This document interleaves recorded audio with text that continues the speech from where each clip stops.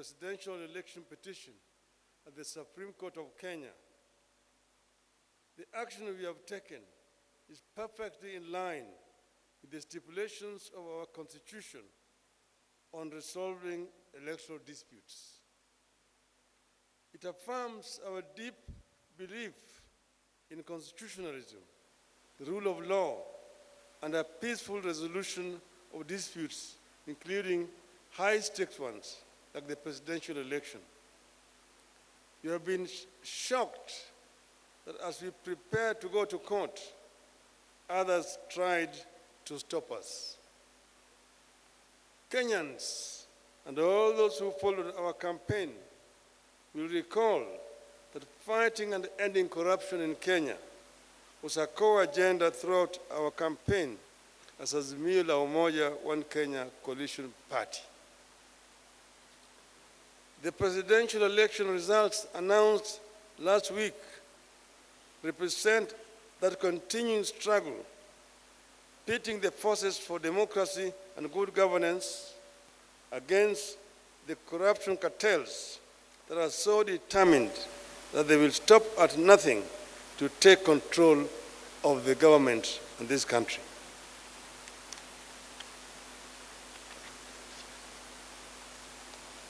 This is a do-or-die battle for the corruption cartels who have everything to lose should the forces of democracy take over. The corruption cartels are prepared to compromise electoral systems, bribe electoral officials, make security systems look other way, or even kill in order to find their way to power and their ill-gotten wealth and continue stealing from the public. We believe this is what happened in this election. For the sake of Kenya's future, the corruption network must not only be stopped, it must also be crushed.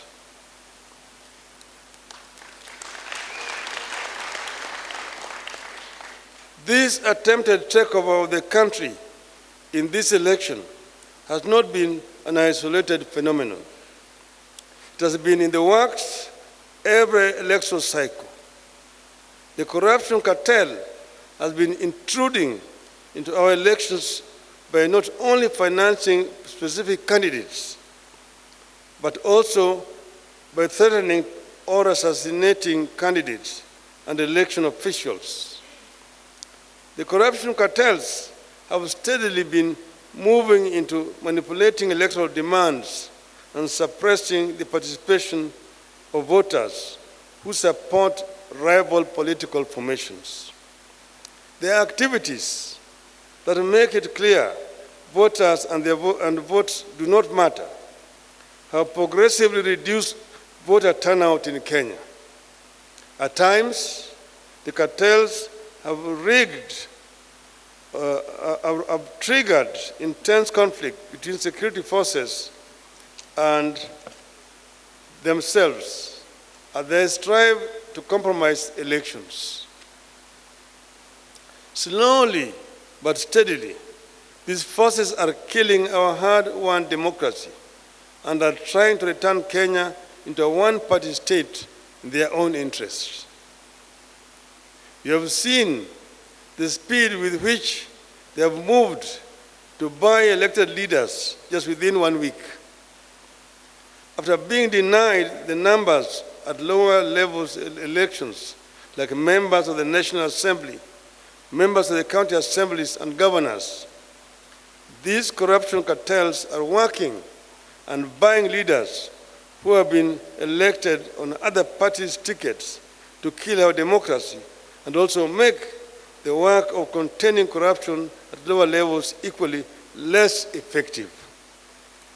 All these efforts have important political costs for our country, and they should not be underestimated. The corruption cartels know there are multiple benefits for them if they take over. Their members dealing in illegal drugs will thrive through greater ease in the transportation and distribution of drugs throughout the country. They will access intelligence information for more corruption. They will gain protection from the police, for their leaders and their illegal activities. They will institute weaker or no restrictions at all for the money laundering, and they will ensure nobody else but them thrive. This potential array of favors for the cartels makes the capturing of government a profitable do-or-die venture for them. But it marks the beginning of the end of Kenya as we know it today. No nation, once captured by cartels, whether they be corruption cartels, drug cartels, gun-running cartels, or terror cartels, ever thrived or realized its full potential. The 2022 presidential election represents the most daring move by that cartel to overturn the wishes of the electorate. We refuse to allow Kenya to go that direction.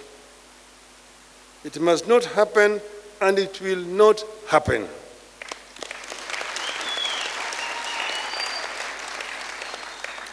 This is what the steps we have taken today and the ones we will take going forward are all about. To stop the corruption cartels from getting to the heart of our nation and government, the presidency, and to stop the corruption cartels from jeopardizing electoral health and democracy in our country. Otherwise, we'll have no country. Our supporters deserve the support of all our citizens and all the citizens and leaders of the world who believe in democracy, constitutionalism, and the rule of law. This is the time to walk the talk.